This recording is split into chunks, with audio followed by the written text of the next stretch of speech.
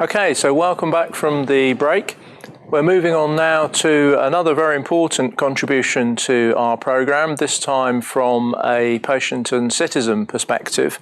And we're looking forward to hearing from Dana Lewis under the title Bridging the Gap, Top-Down and Bottom-Up, Complementary Approaches to MCBK. So Dana founded the open source artificial pancreas movement known as OpenAPS, making safe and effective automated insulin delivery, AID, making that technology available sooner for people with diabetes around the world. She authored the book, Automated Insulin Delivery, How Artificial Pancreas Closed-Loop Systems Can Aid You in Living with Diabetes, to help more people understand automated insulin delivery systems. In addition to that, a series of children's books, such as Understanding Automated Insulin Delivery, a basic book for kids, family, and friends of people living with diabetes. And Dana is now an independent, grant-funded researcher. So we look forward very much to hearing from Dana. So over to you for your talk. Hi, everyone. I'm excited to share with you today some perspective on how I think about bridging the gap and computational knowledge in biomedicine and healthcare from the perspective of somebody who is both working in this space and living in this space as a person with type 1 diabetes. I've been living with type 1 diabetes now for almost 21 years. And the first decade and the latter decade of living with diabetes have been drastically different. When I was diagnosed with diabetes, I had access to a fingerstick blood glucose monitor and syringes and a vial of insulin. And within about 10 years, I was able to use a continuous glucose monitor and an insulin pump, which were game changers, but they weren't without flaws. What you see here on screen is an illustration of my continuous glucose monitor graphs. And I actually had two problems. Although this was a step forward from blood glucose sticking every single day, 14 times a day, I could get data points every 5 minutes. But the first generation of CGMs, you had to press the button and look at the screen to see the data. And in order to do anything about it, you had to be paying attention, decide to press the button and look at it. And I not only had challenges accessing my data, but I also had challenges with the alarms because they were one volume, you couldn't change them, and my brain got alarm fatigue. So I had two challenges because I thought if I could get access to my data, I could make a louder alarm using my phone or another device, but I couldn't actually access my data other than pressing the button and looking at the screen. And ultimately, what I had to do as a person living with diabetes was not rely on manufacturers and the healthcare system, but I ultimately had to make my own tools to help myself improve my quality of life of living with diabetes. And it was really frustrating because I had tried to wait for top-down solutions and asking the manufacturers to build something that worked for me. And I was told it wasn't a problem for most people, or that it was coming out in the next version. But honestly, that took over 10 years for that to come to fruition. So in the meantime, what I ended up doing was coming up with a way to get my data off my device using somebody else's open source code. And that was a game changer because that allowed me to get my data from my device into my computer, into the cloud, and to wherever I wanted it to go for whatever purposes I wanted. And for me, that was about making it from going from reacting to the data to being able to be predictive and proactive. Because I was able to get my data off the device, I was able to pair it with insulin dosing data and information about what I was eating and actually build a system that would not just respond to the glucose levels as they were when I was already high or already low, but actually predict into the future what my blood glucose levels were going to be. And that was an even bigger game changer than simply having access to the CGM.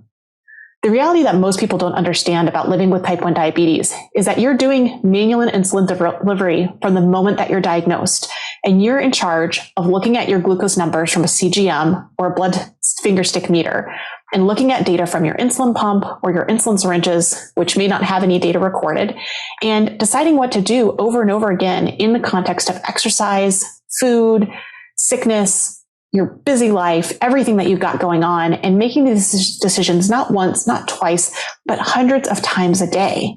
And ultimately, because I was able to free my data and pair it with what I was doing and learn more about my devices from other people who had shared their open source code, we ultimately ended up being able to close the loop with all of my devices. And we were able to build an automated insulin delivery system, an AID system that had a computer that could look at the CGM data and look at the data from the insulin dosing, decide what to do, and make small adjustments over and over again, all day, every day. And I, as a human, could still interact with the system. I could still decide what to do. But in the background, this system was making small adjustments automatically and doing the bulk of the work that the person with diabetes has to do. So this is what the system looked like almost 8 years ago, and what I'm still using today, which is an approved insulin pump, an approved continuous glucose monitor, but I used add-on hardware and software that I and others in the community helped create in order to automate an insulin delivery system years and years before this became commercially available. And the moral of the story is not that patients are hacking or patients are building the system, but this story started about access to data. And what we don't talk about enough when we think about biomedicine and we think about healthcare is the fact that data opens up so much power and possibility. But sadly, patients often rarely have access to our own data, which limits the power of what we, the people who are most impacted by this data, can do. And the challenge is, historically, healthcare designs data first for companies, for doctors and clinicians, for researchers, and maybe, if we're lucky, for patients. But we should absolutely be flipping this on its head and designing data for patients first, then providers and clinicians and researchers, and then companies. Now, I've been told that I'm not most people and that I'm different and I'm possibly the 1%. And most patients don't care about their data. Most patients don't want to do this. But that's often a flip comment that completely dismisses my and other people's needs. No, I may not represent everybody with diabetes, but even 1% of people with diabetes is a really big number. This is close to 5 or 6 million people, which is the equivalent to the population of the greater Berlin area, the greater metropolitan Toronto area, or Madrid. This is a lot of people. And so when we tell patients to wait, and to wait for top-down research and top-down distribution of innovation and solutions to come to market, it's frustrating. And the reality is that this is no longer the only way. We as patients, and in my experience, we actually had to start researching from the bottom up because we were not only innovating from the bottom up, but we learned that documenting and establishing evidence around what we were doing was really important.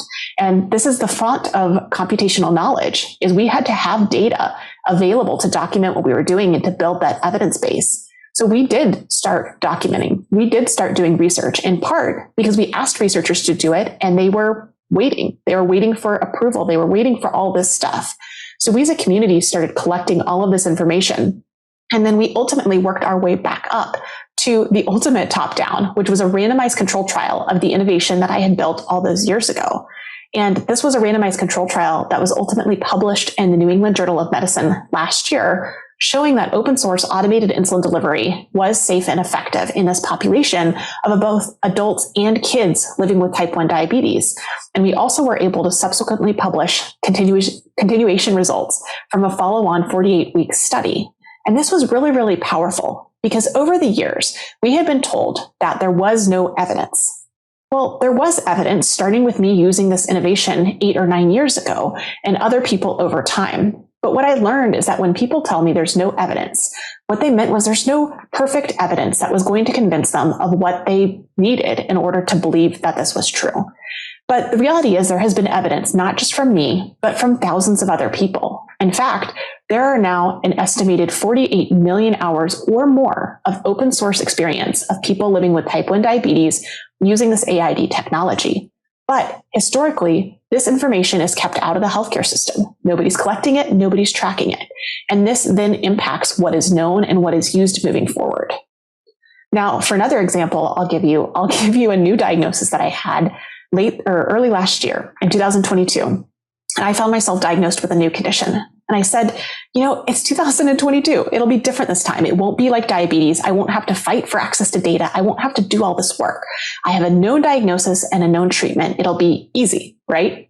Well, the reality is what I was diagnosed with was something called exocrine pancreatic insufficiency, known as EPI, or some parts of the world call it PEI. And what this condition is when your pancreas no longer produces enough enzymes to help you digest your food. And what you have to do is take a pill of enzymes every time you eat or drink something that has nutrients in it. But what I quickly learned is you have to titrate and take the right amount according to what you're eating. And that can be different for every single meal. And ultimately, I found out by joining patient communities that it's very common for people to not be taking enough digestive enzymes with everything that they're eating.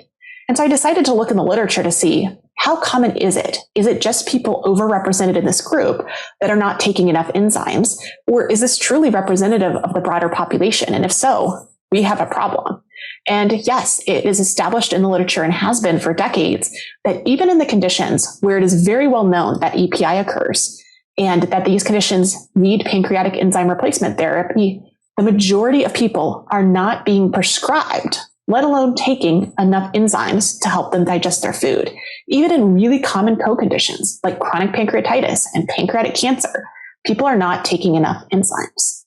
And this has been really frustrating for me because I'm very aware from my experience with type 1 diabetes and innovation and research that the top-down approach takes time.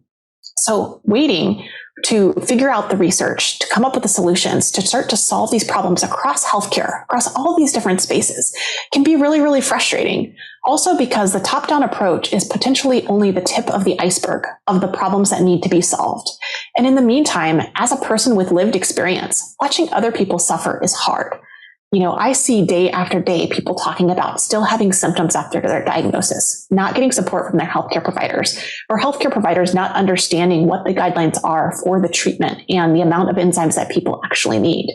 And I ultimately did another study in this community to say, okay, outside of co-conditions, just generally looking at people with EPI and PEI, are people taking the right amount of enzymes? These people are empowered and informed enough to join these patient groups. So what is it happening in this community? And what I found, even in this empowered patient community that was online looking for information, seeking answers outside from their doctors because they weren't getting the right information, 4 out of 5 people still, sometimes weeks, months, and years after their diagnosis, are still not taking enough enzymes.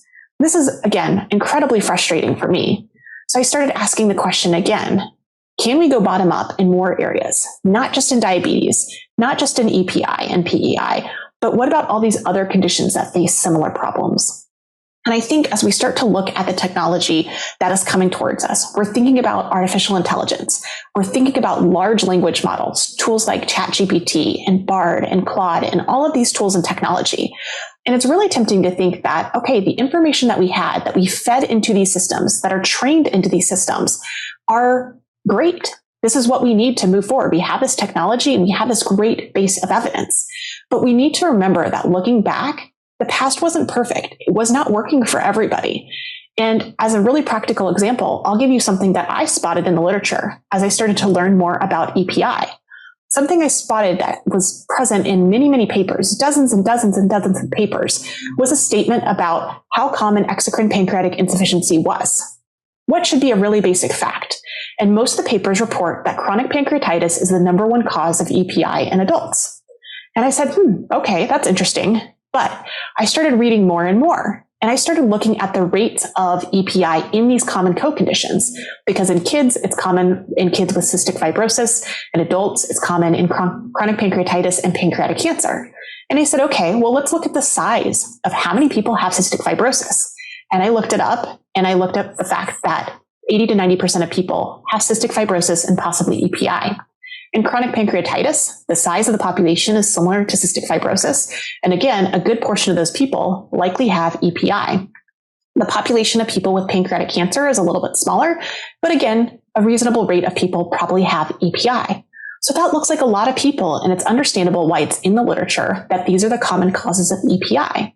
But when you scale back and step back and look at the overall general population, you can pretty easily see that this is a small number of people in the grand scheme of the general population. So even though the prevalence within these conditions is relatively high, that doesn't mean that that is the biggest cause of EPI. The prevalence estimates in EPI in the general public are something like 10%. And there's arguments about whether that number is exactly right. But for a scheme of approximation, you can see that even if you took everybody with cystic fibrosis, chronic pancreatitis, and pancreatic cancer, whether or not they have EPI, that's such a small fraction of people. That's less than 1 in 1,000 people compared to 1 in 10 people having EPI. So clearly there's something slightly off about the way the statement is made. And it's possible that there's a game of telephone happening in the medical literature where somebody makes a statement about the amount of people, it's translated as this is the #1 cause, and then it's repeated over and over again. So when we think about the knowledge that's trained into these LLMs, you have things like this, where it's said that these things are common. That's true. But it's then interpreted that these are the number one reasons, which then affects what research is done, what funding is given, and what solutions are targeted at these primarily small subset of the population. So the reality is these conditions are probably not the primary cause of EPI. And because there's 1 in 10 people walking around potentially with EPI, this means that the majority of people are not currently addressed by the research, by the funding, by the priorities related to this. And this may seem like a small detail, but it really adds up when, you think about the fact that 4 in 5 people living with EPI are not taking enough enzymes. All of this is probably related. And so there's something that we need to do about this moving forward, because we not only need to think about the evidence that has gone into these systems and the knowledge that we're creating, that we're doing computational knowledge, right? Well, we have to ask ourselves the question, how do we trust and validate new evidence? How do we add evidence into the system? It's not just these systems are trained and potentially done. How do we add new evidence moving forward? But what do we do when we recognize the fact that the evidence that exists today is maybe not contextualized correctly and is maybe going to lead to errors moving forward?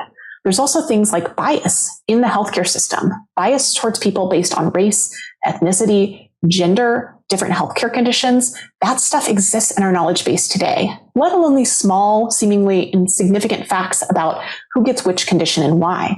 But as I've seen with EPI, that can drastically impact people's diagnosis, even whether they're screened for these conditions, whether they're treated, and whether they receive the right amount of treatment and care moving forward. Something else to think about too is the fact that AI is going to drastically change the power dynamics of who can build solutions for healthcare. One of the things I realized in living with EPI early on was that there wasn't a lot of guidance or information about how to dose enzymes. I mentioned briefly earlier that you adjust it based on what you're eating. It's kind of similar to taking insulin. You look at what you're eating, you look at your personal ratios and decide how much to take. And then based on what happens, you might adjust your ratios moving forward based on the feedback that your body gives you. The same thing happens with EPI and the amount of digestive enzymes that you take. But there's no solution. There's no really guide to people. People are prescribed kind of a fixed dose and left to their own devices. Some people are told to increase their doses needed.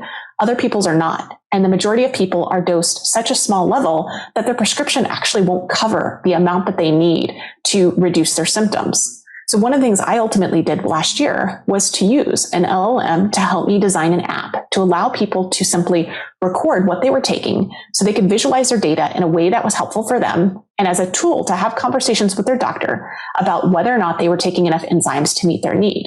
This became an app that I released for free called Perp Pilot, designed first for iOS because that's what I was comfortable building with and what I actually use.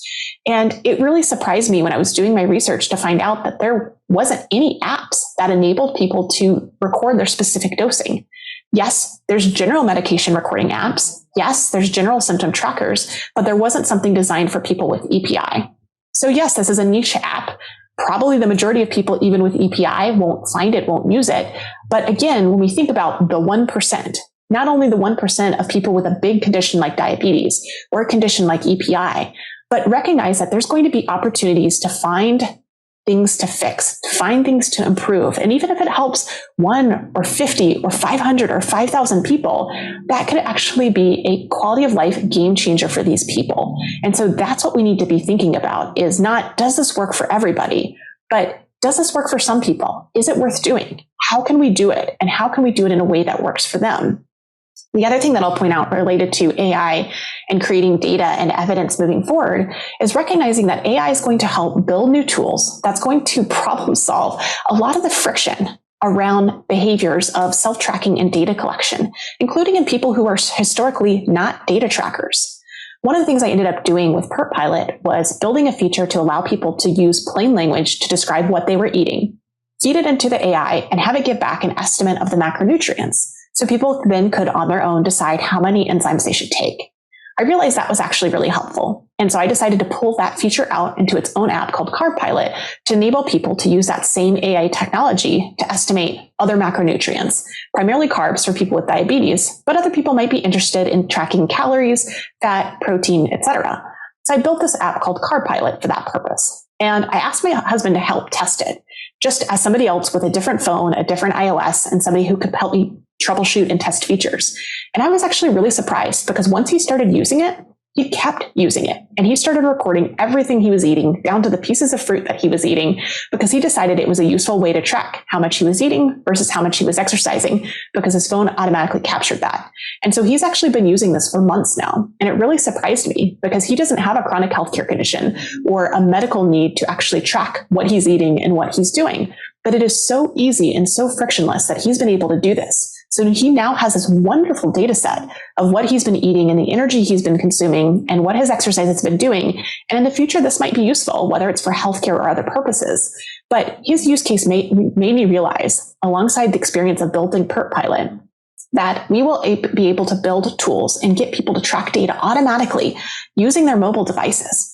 But we have to think about, how do we get this data into the healthcare system? How do we get this data into the biomedical knowledge systems that we can use moving forward? And in order to do that, I think the important thing is to recognize that the top-down and bottom-up approaches that we often talk about, they are not mutually exclusive. Yes, we can innovate and do research and do things the traditional ways. I'm not saying not to do those. I'm not saying not to do RCTs. But what I am saying is to not throw out patient-generated, real-world lived data and to not throw out patient solutions just because they're not something that are going to go to the FDA for approval and for commercial distribution. That's okay. Not every solution has to go there, but that doesn't mean that that solution is not valuable for a subset of a community. And so a lot of times you'll hear us in the patient community, people with lived experience, use the phrase, "we are not waiting." And we often say we are not waiting, not just because we can't afford to wait, but because we can't bear to stand there and watch people suffer when we have ideas, we have solutions, we have ways from the bottom up to start addressing some of those real problems that exist, even conditions that are common and well known and there's treatment for it. There are still problems in everyday life.